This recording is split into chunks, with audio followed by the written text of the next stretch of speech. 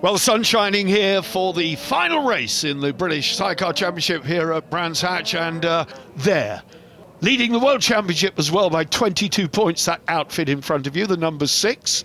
They're leading this one, and something would have to go horribly wrong for this pair to steal it from them. The number 95, DHR Express Tyre Services Yamaha of Lewis Blackstock and Paddy Rosney, resplendent in the sunshine, and something of a fait accompli, I think, descending over them at the moment. But you never know.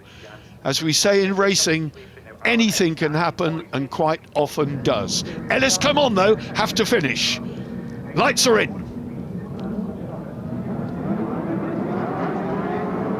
Lights are on.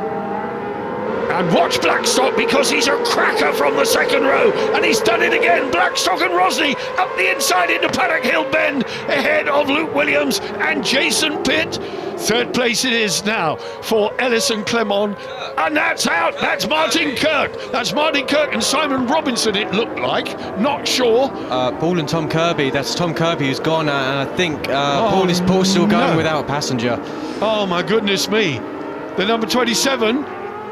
Kirby, look at Blackstock with Luke Williams back at the front. But what a mix-up that was out onto the gravel at Paddock Hill Bend.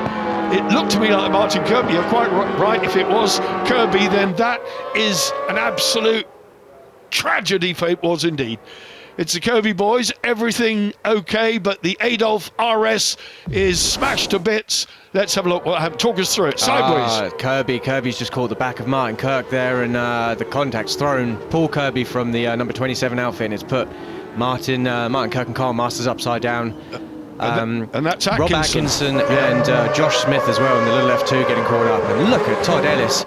At the front. Whoa! At the front. Smoke. Ellis on the back of Lewis Blackstock, having gone past Luke Williams. We saw these three scrapping yesterday. It's deja vu. Blackstock and Rosney know what they've got to do. They've got to get the hammer down, and they've got to try and get away from Ellis, but he's such a class act. But he too has to finish the race. If Ellis were to fall foul of anything at this stage, then it would be a savage twist in the tail. It would be, but you can't take it away from Lewis Blackstock. Paddy Rosney in the 95, they have to win. It's all they can do. The best thing they can do is win for any chance, and they're in the prime position at the minute. Is Martin Kirk still running? Did they fall foul of that? Did they keep going? Because Kirby was tangled up with them, as you say, going into Paddock Hill Bend. But here we go. Look at this. Blackstock with Ellis coming out on the inside, having a look, but no way through. Blackstock closes the door. Now the sprint down. Look at the drive. Todd Ellis has got off of there. Look at that, round the outside. Look, it's like he's got another gear in that. Over Pilgrim's Drop. Down he comes towards Hawthorne. Into Hawthorne. Oh, the back wheel just easing away, just sliding, and Luke Williams swarming all over the back of Blackstock now and going through up to Westfield. Luke Williams, Jason Pitt up to second place. Dingledell, they're at it now. The elevation here at Brands Hatch is incredible. Until you go around on a bicycle, you have no idea about the elevation change. You cannot see it. It looks so flat. I love this place, Barry. It's beautiful. It's very just flowing. It goes up, it goes down, nothing too hard, aggressive on the brakes. It's just a lovely place to race around. And these guys at the front, they're certainly enjoying themselves around here this morning. Well, out in front, Ellis Clement doing everything they have to do to put this championship to bed. On lap 3 then, over they go. Paddock Hill Bend, third place again for Blackstock and Rosney, having thrown everything at it on the opening lap. They could do no more. You can ask nothing more of this pair. They've been absolutely brilliant, scoring every single round, and that's why they have to drop 2.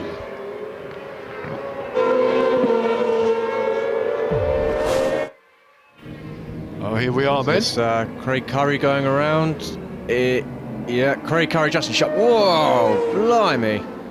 I think that's Phil and Carl Bell there doing well. Very well to avoid the sideways Craig Curry, Justin Sharp there. So Craig Curry in a resplendent white outfit, having ditched the previous livery.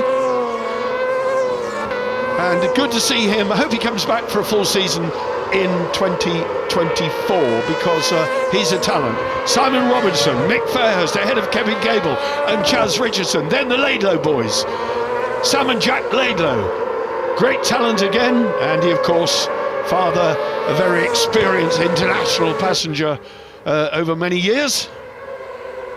And very much a part of the team, keeping them all on the track. Very proud of the boys, and so he should be. Kevin Cable, Chaz Richardson then, with young, precocious talent breathing down their necks. Robinson, this mid. Oh, who's that out the running? Stevens, It's Ricky Stevens. And Wayne Stevens there. That's unfortunate. That's unfortunate. They had their best results of the season yesterday, both overall and in class.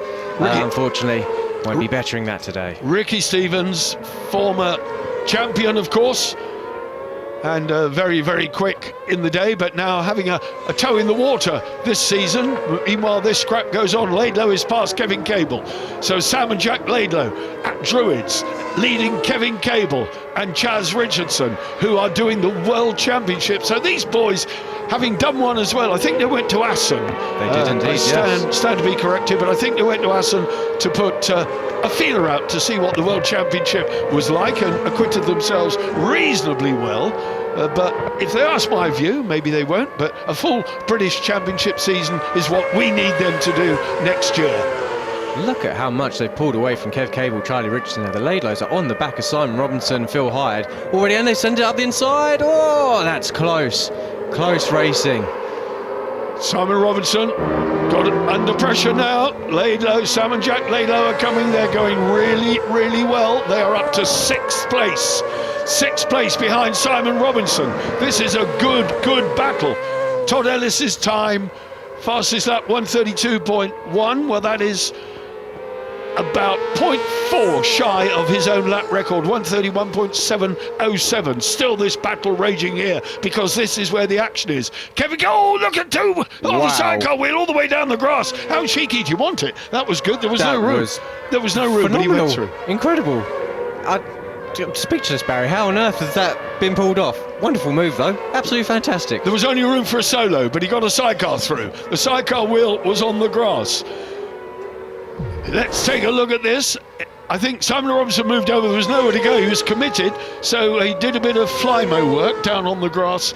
The grass spat up out of the sidecar wheel. But a brilliant move by Sam and Jack Laidlow. He's certainly committed to that.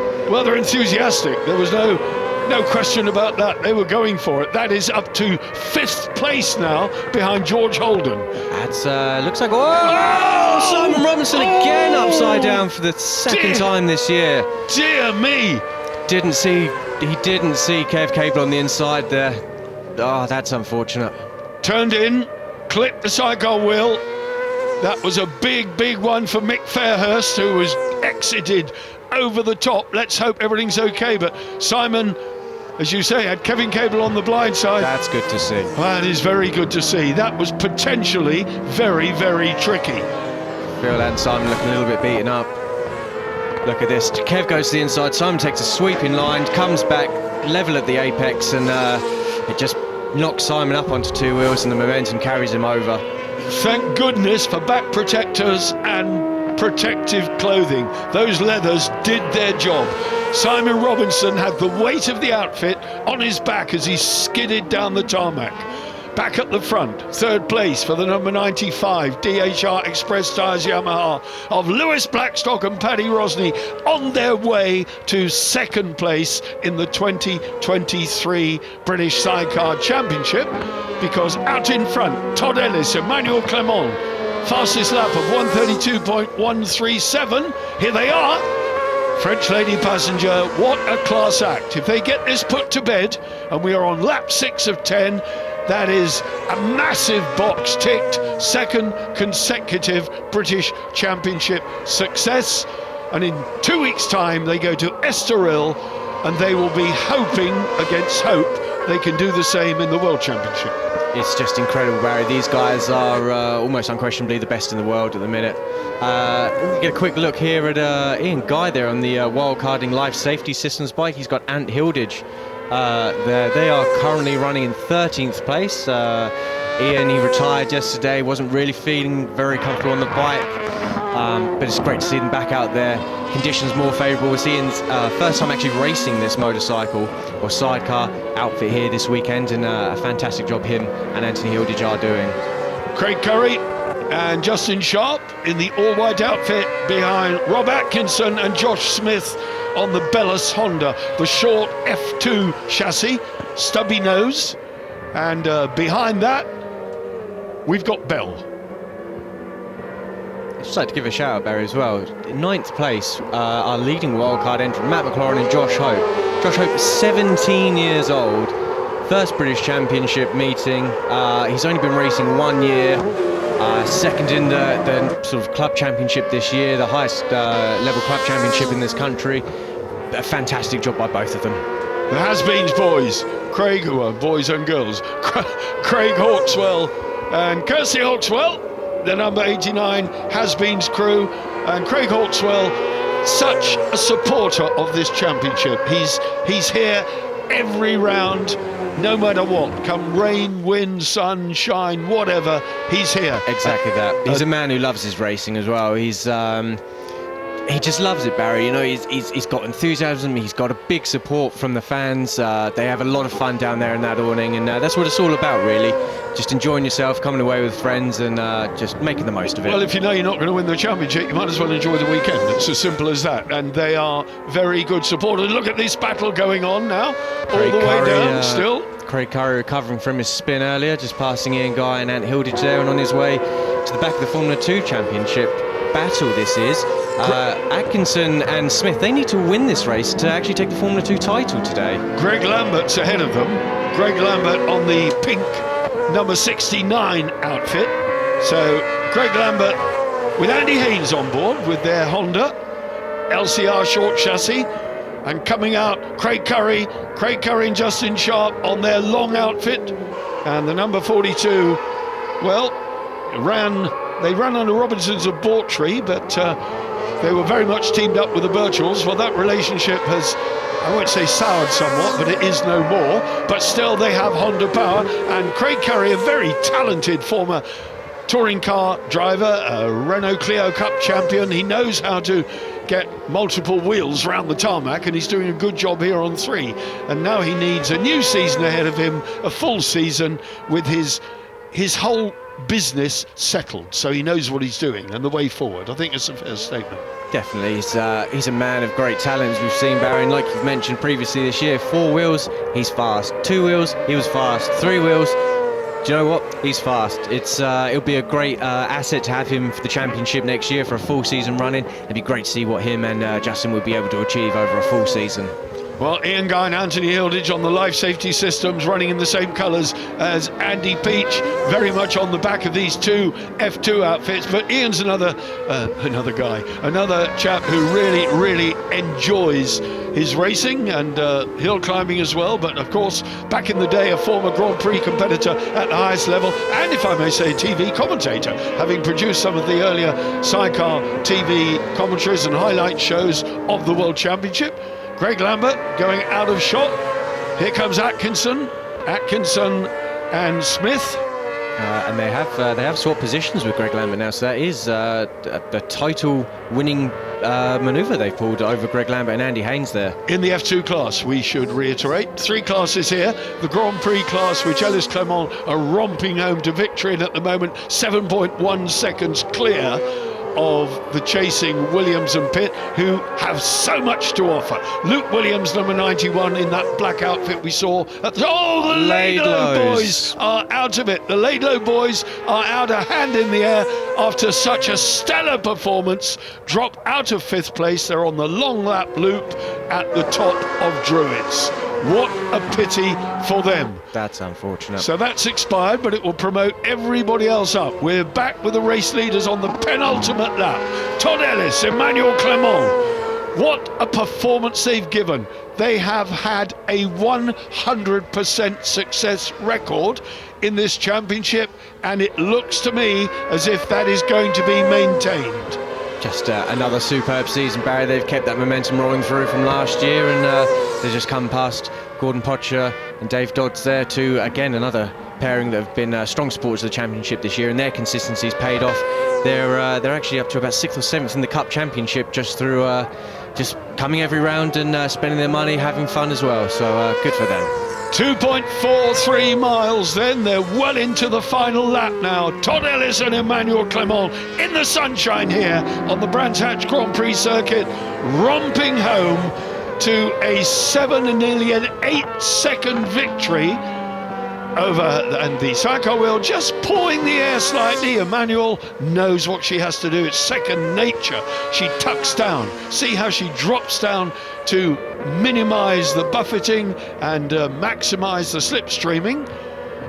Popping out at Hawthorne, up towards Westfield now. Let's follow them round on this final lap. Westfield Bend, then the drop down into Dingle Dell. Here they go, down that hill, swooping through the bottom. Then away down to the right-hander of Sheen Curve. The left-hander now of Sterling. They are at it. Then there'll be the bridge and the run to Clearways, into the dip and back out into the sunshine for Todd Ellis and Emmanuel Clement. Victory here, double victory, the final and 10th lap. The checkered flag awaits, the championship awaits, and joy, bubbly, you name it, they'll get it. Elation, and what a performance from these two. Luke Williams then, he and Jason Pitt, equally stellar weekend. Had they not blown up yesterday, would it have been a different story? We will never know. Third place though, but runners up in the championship, Lewis Blackstock and Paddy Rosney, they can consider their season well done. Jed, what a race and what a performance. Just incredible, Barry. They've, like I say, we've said it all year, they've been, well, run out of superlatives for them. Incredible, amazing, sensational, you name it, they've ticked that box. They carry that form in the World Championship, they carry it in the British Championship. Just deserves, really, just deserves. Now, if we let the euphoria subside a little bit, can they keep it going? With 2 races in Estoril in 2 weeks' time in the World Championship, they have a 22-point lead over the Birchells. What a feat if they can do the double 2 years in a row. Just remarkable, isn't it, really, to be able to beat the best in the world consistently, consecutively, weekend after weekend, whether you're racing against them here or elsewhere. Gary Bryan, Todd Ellis' stepfather, has been in and around and behind that team since they basically got it off the ground. Himself, of course, a former TT competitor, well, not former, a current TT competitor. There you have it, P1 2023, job done for Todd and Emmanuel. How good is that? No one deserves it more. Congratulations to Phil and Carl Bell as well for taking the Cup Championship this year, and a special mention to Brian Gray and his French passenger Clement Cornille with the double DNF of Paul and Tom Kirby and Simon Robinson, Phil Hyde today. That means Brian Gray and Clement Cornille, they go from 4th in the championship to 2nd in the championship, especially thanks to those double points on offer this weekend, Barry.